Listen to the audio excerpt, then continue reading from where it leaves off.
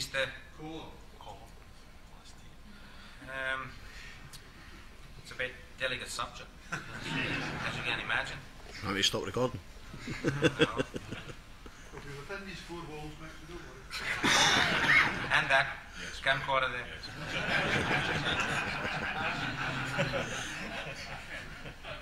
That's it. No, it's the referees. You know, the headlines, for example, in the media. I believe there's not one referee who is dishonest. I don't believe in that. I think I believe in that. Sorry. I believe that the referees are honest. They don't go out there and try and favour one team. I don't think they have any hidden agendas in their mind when they go to the matches. I don't think that certain referees come to Rugby Park and think I'm not going to give anything to them. Don't think so. I believe they are okay in that. The level of refereeing, I think, could be better, but anything could be better. The way we play could be and should be better. Everything you can improve on. And I must be honest with you. I said this to many, and Kenny has heard me saying that I'm tired of talking about referees, because that is the level. We can, if we moan about it, does it affect anything? Don't think so.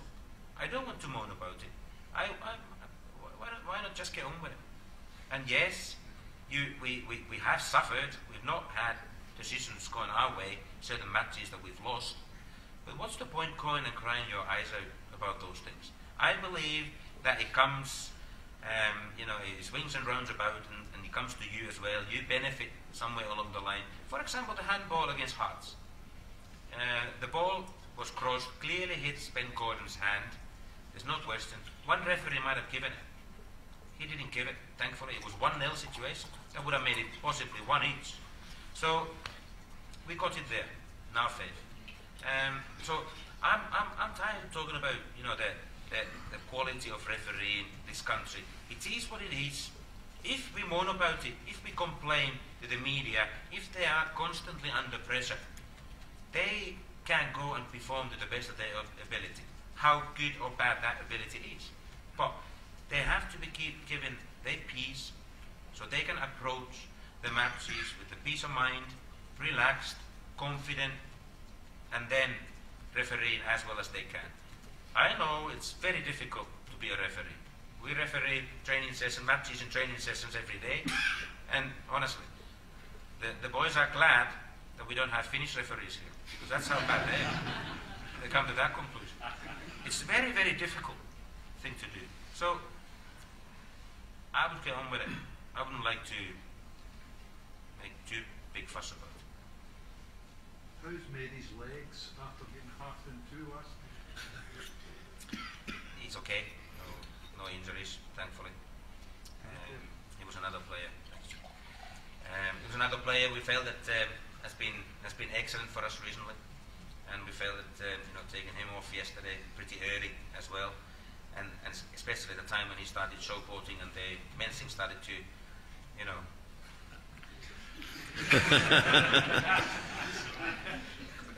started to go after him. So we thought that give him a rest and save him. Mehdi is a wonderful football player. There's no question. He's a wonderful person as well. He's a good guy. People might have this picture of him that he's a little, you can't 100% trust him, and he's one of those. He's a smashing guy. Believe me, he's really, really good. He looks you in the eye, and he's straight as he comes. He's a fantastic football player. He's been tremendous for us.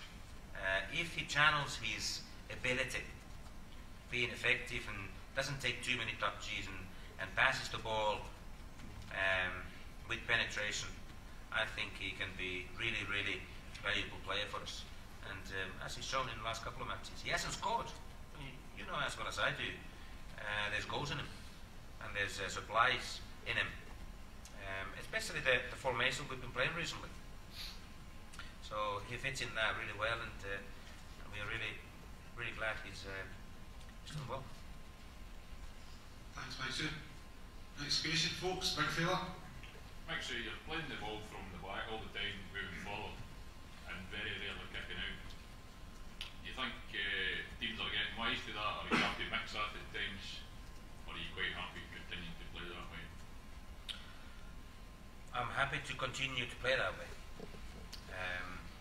because what can teams do? I think we do also guess what teams try and do. They can only commit players, or so many. They can only commit so many players forward, and you can guess and you know roughly where they go. So we do practice all the time. We do talk about it. We use the video analysis to watch how we want to do it. Yes, we paid price in Inverness match, although it didn't come from the goalkeeper, but a little bit Fraser in that situation overplayed it. He could have put his foot through the ball and just cleared it, but he tried to be a little bit too technical in that situation, and they scored and won the match 2-1. So we have paid penalty for doing that, but we want to learn to do that well. There's a certain movement that we do, there's certain starting positions we do. We want to move the opposition players in a certain way, and then allow us to have an extra man or a certain movement. If after even that it doesn't happen, then the goalkeeper always has the final decision. If he feels it's too risky, he will punt it forward, and then he gets belters from me.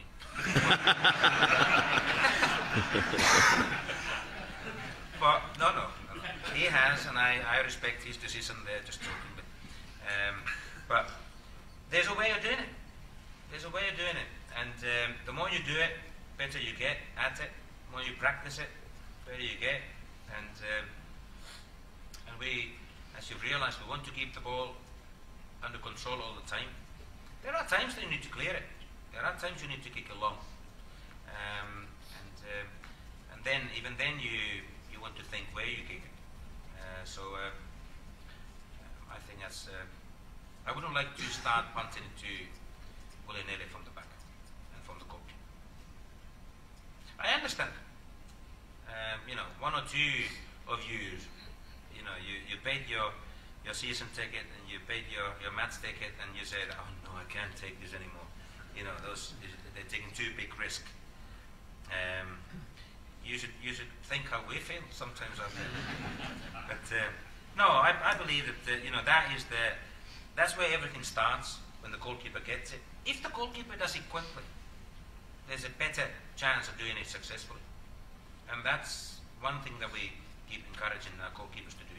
Whenever they get it, the players must first and foremost move and give us width and create space. And if we do it quickly, we can do it well. I think that's the type of football we want to watch. If we don't want to see the long ball, we'll watch that for long enough. Good. Good. Yeah, I think it's fair to say everybody's delighted the way we're playing at the moment. It's in Scotland we like the lump up the party, that's the problem. It's a cultural thing, isn't it? Last night was a good example. Hamilton, the way they started, they really pressed us. I played some good football. You saw it. They really pressed us, They knew that we try and pass it from the back and all that, and they were there, really aggressive. All credit to the boys. They still did it, and we still passed it. Sissoko, perhaps, first 20 minutes, opted too many long punts. Eventually he got the message through, and he started finding midfielders, and we were better.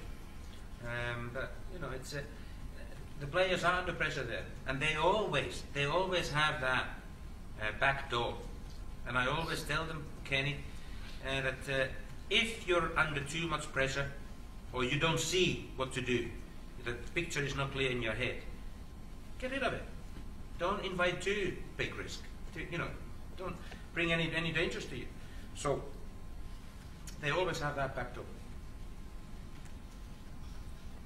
Next question, please, folks. Can I just ask James Dayton, how has your recovery coming along with you? Coming along well. He's hopefully end of March back playing. He's obviously he's not running yet, but operation went well. He was isolated cruciate ligament damage. There was no other injuries there, which was good. That will speed up his recovery. So and James is quite a light guy, and you know he came back from his previous cruciate injury quickly and successfully, and 100% almost. So you know hopefully the same happens this time. But no, he's coming along well, and he's training, getting his rehab, doing his rehab with the physios all the time, every day, and improving slowly. Thank you. Good to hear. Rose? Actually, can I ask you your thoughts on the three boys that come up for the youth team this summer? Daniel, Gavin Brown and Michael Doyle. Do you see any of them remotely? Well, they obviously train with the first team every day, all the time. They play bounce games. Daniel is now with Ayr United, playing first team football over there. All the time, constantly monitoring his performances there, and Gavin and Mick, they train and play with us all the time. Their contracts are up this January. The decision has not been made. You know where we're going to go, but I think the boys are improving. Whether we feel that they've improved enough, they will seriously challenge a first team starting place. That is a decision. But we are in a difficult situation because player budget is not huge, and every player that is in the squad should contribute and should challenge strongly the starting position. So you know we can't have passengers, if you like. Those players at the moment, by no means this season they've been passengers. They've tried, they've improved. It's important to have youngsters growing up, if you like, with the first team and getting experience. The decision is that have they developed, improved enough to get a new contract. In a couple of weeks we'll make that decision and let the boys know. Thanks, Sue. Yeah, buddy. I just wanted to ask, obviously I don't know the actual details of it, but in your opinion, do you think Eremenko will be here till next summer?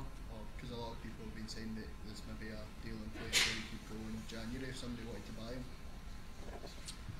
Yeah, obviously. The deal that we have with Metalist, his mother club, Ukrainian club, is that the loan deal is until the end of the season. But if Metalist want to sell him in January, they can do so. So if somebody wants to buy him in January, he will go. And Metalist agree to that, he will go. We don't have any say on that, unfortunately. But on the other hand, that was always the idea of him coming to us. I knew that he's a quality player, and I felt that even if he played half a season with us, he would improve us. He would hopefully help us gain points, valuable points, and hopefully he stays until summer and he gets his move then. That would be the ideal situation. I do hope that this loan agreement with Metalist, Alexei coming and playing with us, all parties will benefit from that. That's my hope. We benefit from his services, his wonderful skills, passing ability on the pitch. He benefits because he's a shop window here and enjoying playing every week. And Metalist eventually will sell him, and they benefit because they sell a player that they don't use. So if that is the case, hopefully in the summer, then all parties are happy, and that would be my preference. Thank you. Yeah, Phil at the back. Does his contract expire with Metalist in the summer, or is it beyond? No, it's beyond. Good. do there'll be agency work there, do you?